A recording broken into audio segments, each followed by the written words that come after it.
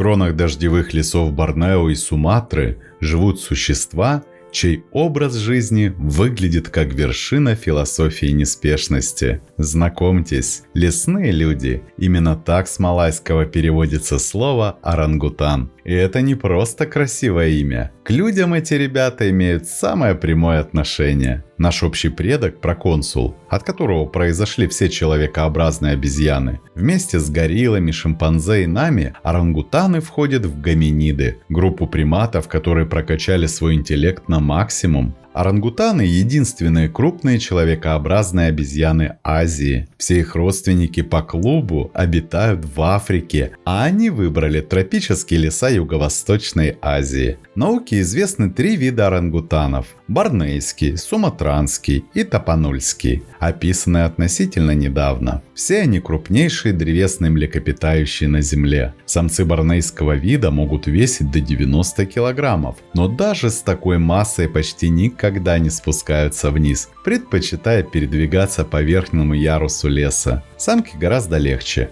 всего до 50 килограммов. Не зря малайцы назвали орангутанов лесными людьми. 90% своей жизни эти обезьяны проводят на деревьях. Чтобы таскать такой вес с ветки на ветку, примат превратил свое тело в сплошные мускулы. Размах рук взрослого самца достигает 2 метров, это значительно больше его собственного роста, а стопы почти повторяют кисти, с противопоставленным большим пальцем и цепкими фалангами. Раскачиваясь на руках, орангутан тратит минимум энергии и сохраняет полный контроль над траекторией. Двигается он неторопливо, вдумчиво перебирая с ветки на ветку. Ошибка на высоте 20-30 метров недопустима, поэтому орангутан сначала проверит ветку, потом проверит еще раз и только тогда доверит ей самое ценное – себя. У орангутанов есть удивительная особенность. Взрослые самцы существуют в 2 формах. У крупных зрелых особей развиваются широкие щечные валики, которые называются фланжами. Тело увеличивается, отрастает борода, появляется большой горловой мешок, а голос становится по-настоящему громоподобным. Это фланжевые самцы, местные звезды. Но есть и другие, половозрелые, вполне способные к размножению, однако годами остающиеся стройными и без всяких валиков. Развитие фланжей зависит от возраста, гормонов и социальной обстановки. Стоит доминирующему соседу исчезнуть, и вчерашний скромник может начать стремительно набирать массу и обрастать статусной рамой на лице. Карьерный рост в чистом виде. При всех габаритах меню орангутана довольно скромное. В основном плоды и листья, изредка насекомые, мед или яйца. Зато навигация в этом ресторане на высшем уровне. Орангутан держит в голове настоящую карту леса. Он помнит, какие деревья и когда плодоносят, и выстраивает маршрут так, чтобы оказаться в нужной точке ровно к моменту созревания. Двигается он при этом крайне экономно. Настолько экономно, что по суточным энергозатратам орангутан оказывается в одной весовой категории с ленивцем. И это при массе взрослого человека. Обычно говорят, сила есть, ума не надо. Орангутаны это правило демонстративно нарушили. Они одни из немногих животных, регулярно использующих орудия. Надевают перчатки из листьев, чтобы взять колючий плод. Делают из листьев губку, чтобы напиться и не намочить лапы. Очищают палочки, чтобы выковырять насекомых и семена. И даже складывают листья у рта, как рупор. Так зов звучит ниже и внушительнее. Орангутан самостоятельно изобрел усилитель голоса, чтобы казаться крупнее. А если орангутан долго живет рядом с людьми, он без труда осваивает и человеческие инструменты. Разговаривать они, кстати, тоже умеют. Самцы пускают в ход рев, разносящийся на километры. Конкурентов отпугнуть, дам впечатлить. Самки и детеныши предпочитают более тонкую игру.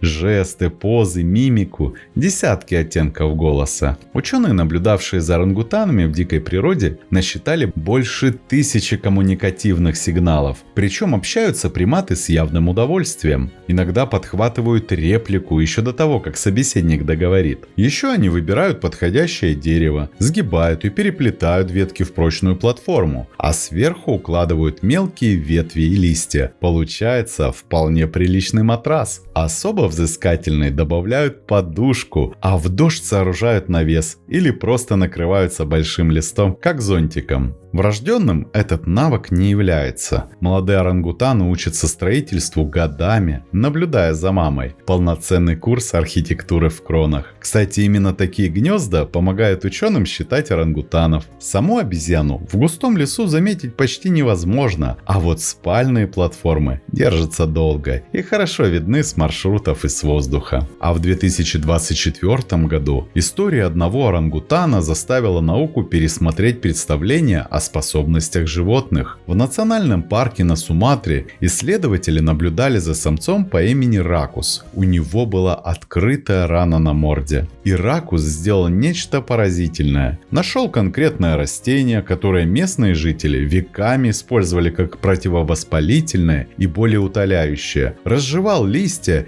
и нанес кашицу прямо на рану. Рана зажила без признаков инфекции. Это один из первых задокументированных случаев, когда дикое животное осознанно лечит рану определенным лекарственным растением. Впрочем, для вида с таким интеллектом это скорее закономерность.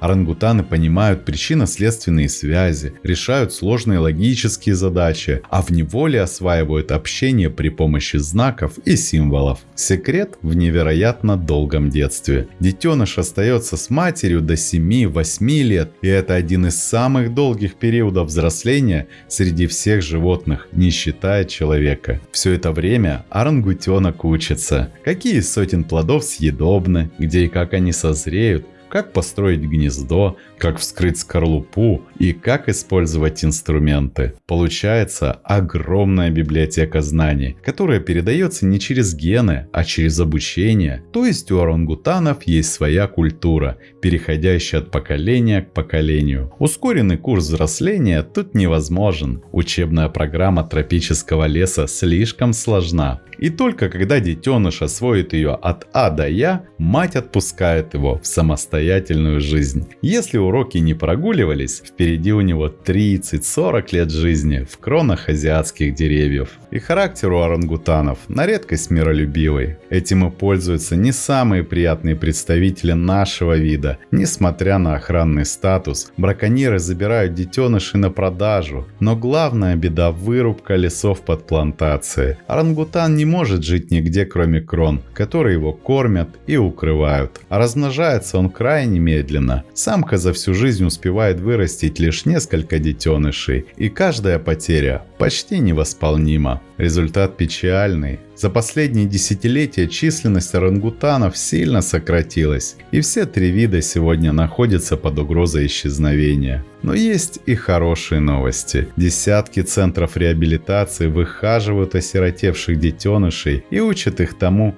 чему в норме научила бы мать. Строить гнезда, находить еду, лазать, а затем постепенно возвращают в лес. Процесс долгий, кропотливый и до странного трогательный. По сути, люди становятся приемными родителями для маленьких рыжих гениев. И когда рыжий малыш уверенно бежит в чащу, люди смотрят ему вслед с улыбкой и слезами на глазах, понимая, что их миссия выполнена. Лес обрел нового жителя. А для тех, кто долгое время с нами и кто хочет поддержать развитие наших каналов, может перейти на платформу Boosty по ссылкам в описании. Там доступны все видео с каналов Планета Земля и ЗУ, без рекламы и замедления. Спасибо, что любите природу вместе с нами. До скорых встреч!